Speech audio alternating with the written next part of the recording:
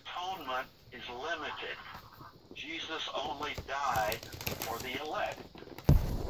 And then the I is irresistible grace. If God determined that you were one of the ones that were going to be saved, then you can't possibly go against the sovereignty of God. And so if God offers you grace, you didn't deserve to be saved, but if God offers you grace, you have no choice but to accept it. Irresistible grace. You will be one of the saved. And then finally, P, the perseverance of the saints. And maybe you could sit down and figure out why he got to that point. If all these other things are true, if God elected you to be one of the saved, you will persevere. You may have your bad days, ups and downs, but in the end, you will persevere. And so you can see how over time you get to a point where you find a very modern day teaching. Once saved, always saved. Because if you're one of the saved, you will persevere. And if you see a person who looks like they became a Christian, and it looks like they fell away, they never became a Christian in the first place. If they had been one of the elect, they would not have ever rejected God's grace, not at the beginning and not later on, and they never would reject God's grace. And they will persevere to the very end. That teaching is found in far more Protestant churches than any other teaching. Now, some have come along and have said some of Calvin's teaching is just too hard for them, and so they come up with what's called four-point Calvinism, where you've got four of these points, but you take out the limited atonement. Now, I don't know how you do that, because Calvin was an extremely logical person. And if number one and number two are true, he knew that number three had to be true. But that is such a abhorrent teaching to so many people, to say, Christ died for me, but he didn't die for you.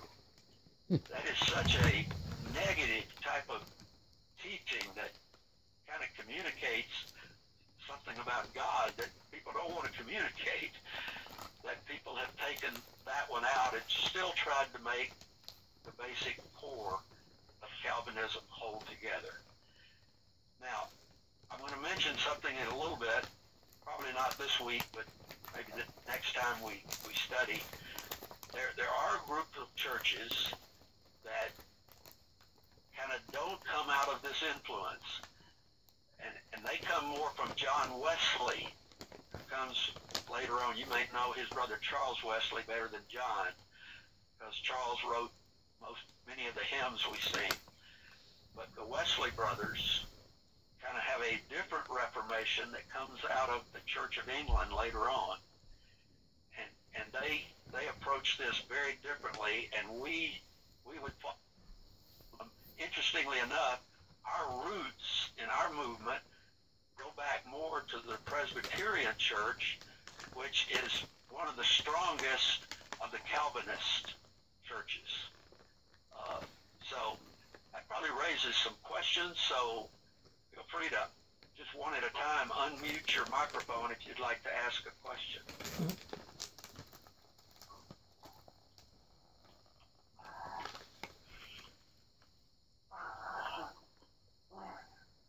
Say who you are when you say, hey, this is Darla, or this is Nathan, or this is Henry. And go ahead and raise your question. I don't think we got any. Oh, there's a bunch of them. No questions. I thought I'd have Question. more than I could answer. Hey, this is, go ahead. Whoever that is, Eddie.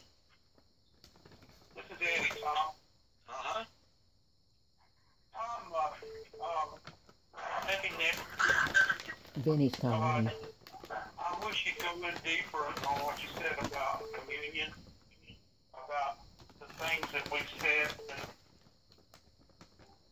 Hey, Vinny. Hey, McHenry, can you? Yeah, no, I'm sorry. I have a question. Okay, who is this? Lisa. Lisa, okay. Now this Calvin guy, is this where Calvary churches come from?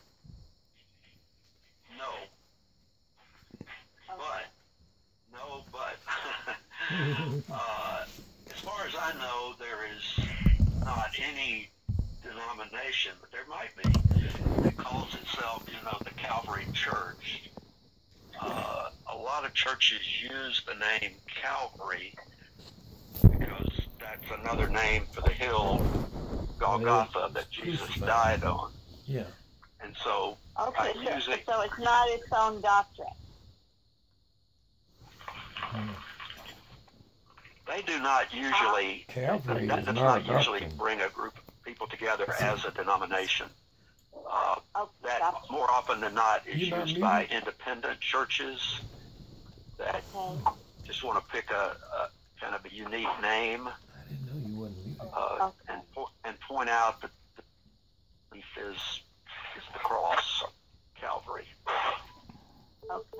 All right, thank you. Okay? Destination used a lot because Calvinism led to the idea certain people are predestined to be saved and certain people are predestined to be lost. Now, of course, this is language that comes from the New Testament. The word. Tom, this is Darla. Uh-huh. At what point did I know a lot of churches have a whole doctrine on the end times. Did that start during this time, or did that start later on? That's an emphasis that comes later on. Okay. I mean, of course, all churches always acknowledge that the Scripture refers to end times. And many people believe that that's primarily what the book of Revelation was about. And so most churches include some kind of teaching about the end How times. we gonna do this? But the whole doctrine that's so popular in Protestant churches today that led to the whole series, the Left Behind series and all of that, that came about in the mid-1800s.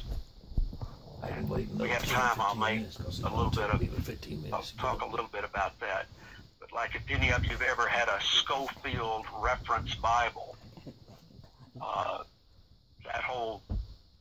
those notes that are in that Bible grew out of a movement that started in Scotland in the mid-1800s. So we may touch on that a little bit, but that was not a major topic in the Reformation. Okay, wow, it's 11:36. So, Tom, can you go around and ask for prayer requests? certainly we did that earlier, but